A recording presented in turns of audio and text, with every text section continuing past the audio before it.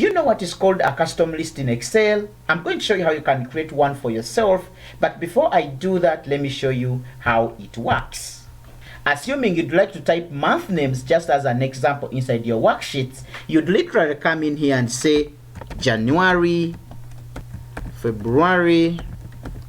So instead of typing all the month names manually into this column, you could actually select these two records and then click on the fill handle right here, drag all the way through, and you can see all the month names will be autofill for you, and this is how the custom list works. Now the second example, you could actually type in the days of the week, for example Monday, Tuesday. So instead of typing all these days manually, you select these two records, use your fill handle, drag all the way through, and all the days of the week will be autofill in for you.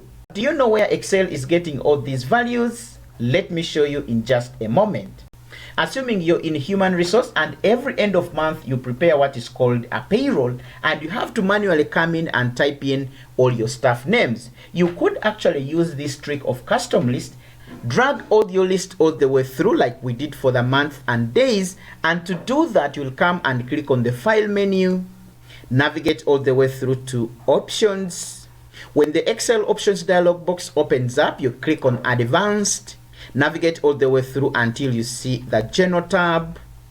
Yes, it is right here, and you can see this option that says create lists for use in sorts and fill sequences, and then here they show you edit custom lists. So you click in this option that says edit custom lists.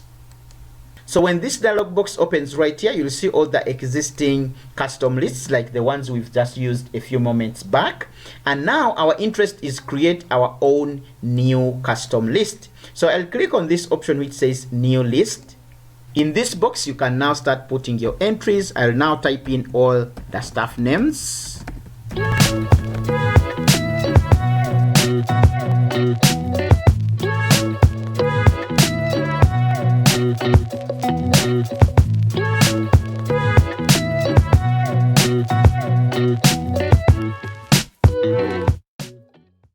When your list is full, now you can click on add.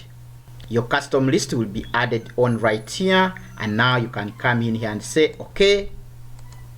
Come back on your Excel options dialog box and also click OK right here. There you go. Now let us test our custom list that we've just created. I will start typing records from that list.